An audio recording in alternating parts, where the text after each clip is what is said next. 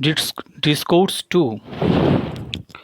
A dialogue between the Kumaras and Narada. Narada began again. In vain do you vex yourself, O young woman. Oh, why should you be so afflicted from Ori? Think of the lotus feet of Sri Krishna and your misery will be gone. The celebrated Sri Krishna, by whom Draupadi was saved from the tyranny of the Kauravas, nay, by whom the pretty girls of the Vraja were made the recipients of special favors, has gone nowhere. You, Bhakti, as a matter of fact, are ever dearer to the Lord than his own life. Invoked by you, indeed, the Lord goes even to the houses of the low. In the three yugas commencing from Sattva, Yuga, Treta, and Dwapara, spiritual enlightenment and dispassion were the means to achieve redemption of the soul. In Kali, however, bhakti alone effects unity with Brahma. Concluding thus, they say the Lord, who is all spirit, the embodiment of supreme bliss and consciousness. Evolved you, the embodiment of truth, as a charming girl, the beloved of Sri Krishna, joining your palms as a token submission, you once asked him, "What shall I do?" Sri Krishna then commanded you.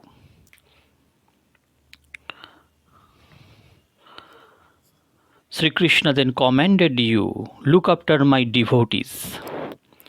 This was accepted by you as a matter of fact, and Srihari felt highly gratified in that time and conferred on you on the said occasion as the maidservant Mukti liberation, as well as these two, Jnana and Vairagya, as your sons.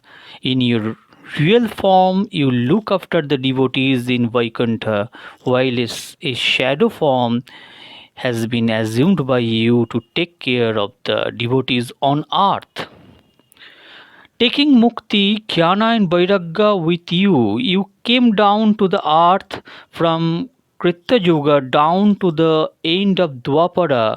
You stayed here with great joy, afflicted with the malady of false doctrines. However, Mukti underwent decay in Kali Yuga, and under your direction she returned to Vaikuntha soon. Yet, even when thought of by you, she comes to this very region and goes back again, while these Jnana and Vairagya have been kept by you by your own side, treating them as your sons. Through neglect of Kali Yuga, both your sons have become sluggish and old. Nevertheless, cease you worrying. In the meantime, I am taxing my brain about a remedy. There is no age like Kali, O lady with a charming countenance. In this Yuga, I shall establish you in every house and in every individual. If I fail to propagate you in the world, throwing into the background all other cults and placing above all grand celebrations connected with devotion, I am no longer a servant of Srihari.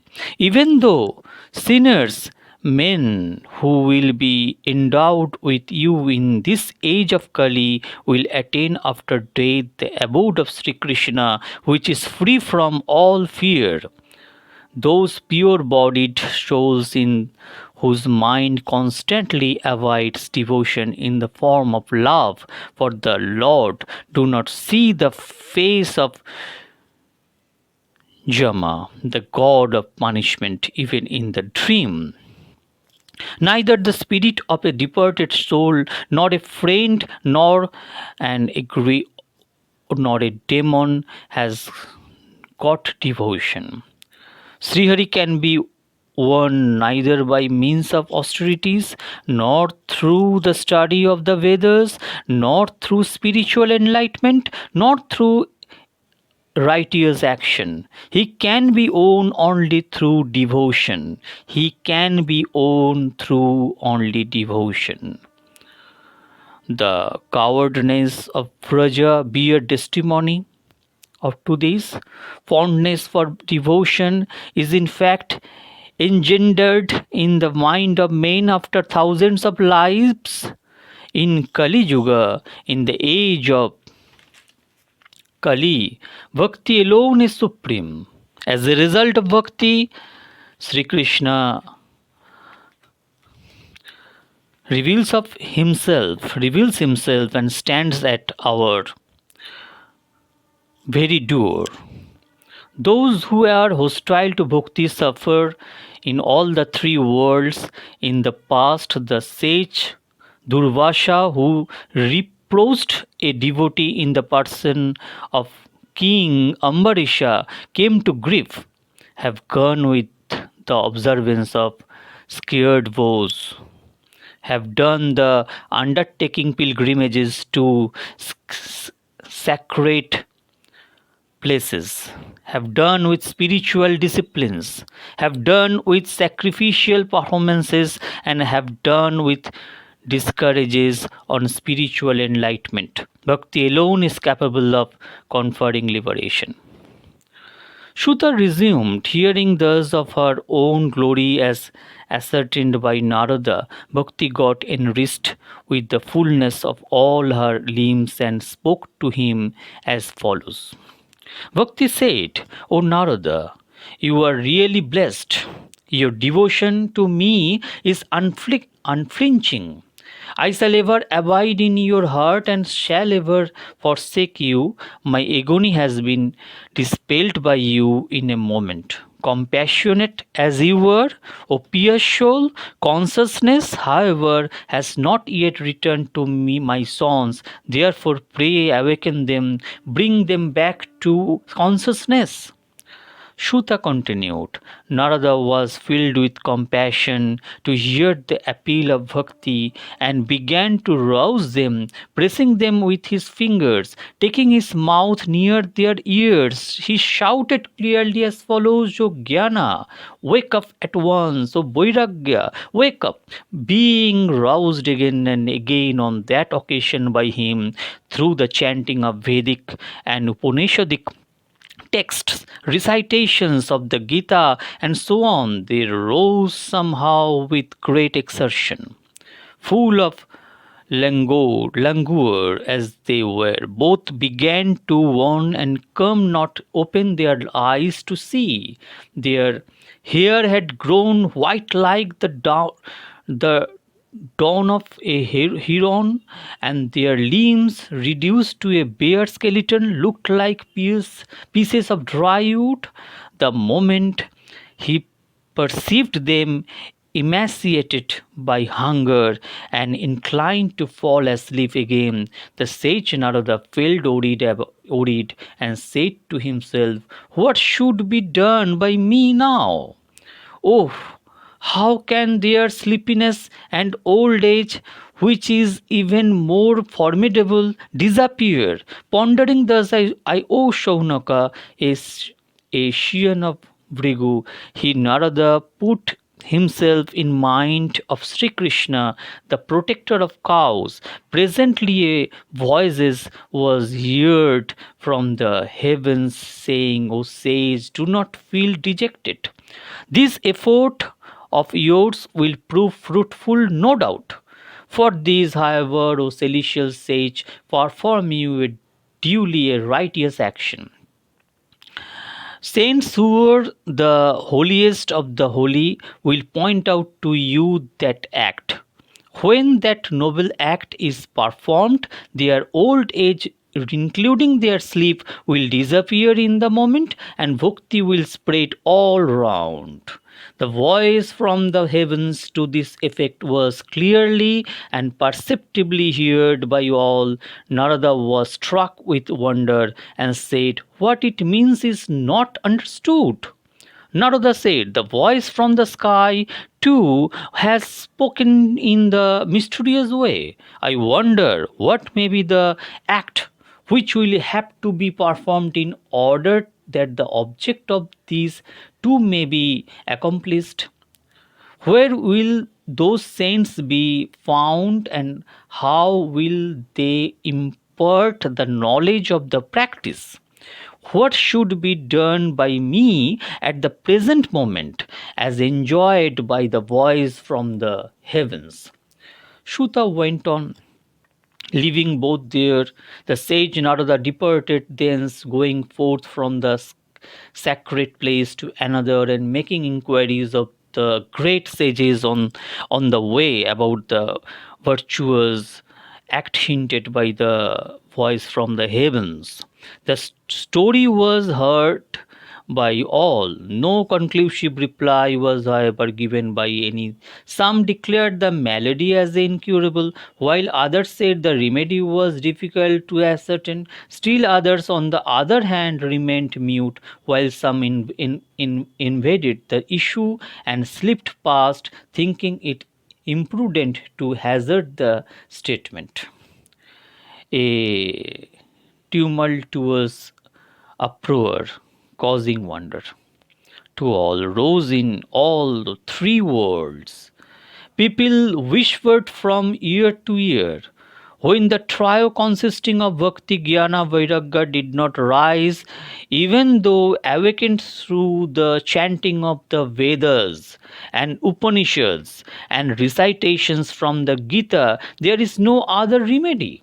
How can that which is not personally known as a matter of fact, even to Narada, be pointed out by ordinary human being here on earth in this way by the hosts of seers questioned on this point? The remedy was declared after due to deliberation as difficult to make out. Tormented with anxiety, Narada reopened come thereupon came forthwith to Badrikasrama. There he said to himself, "I shall practice excesses here," and made up his mind to gain the object. Meanwhile, Narada, the foremost of sages, saw in front of him the great sages Sanaka and his three brothers shining like millions of suns, and spoke to them as follows. Narada submitted, "O juvenile sages, my meeting has taken place with you through great good luck. Pray have compassion on me and tell me quickly what I should do.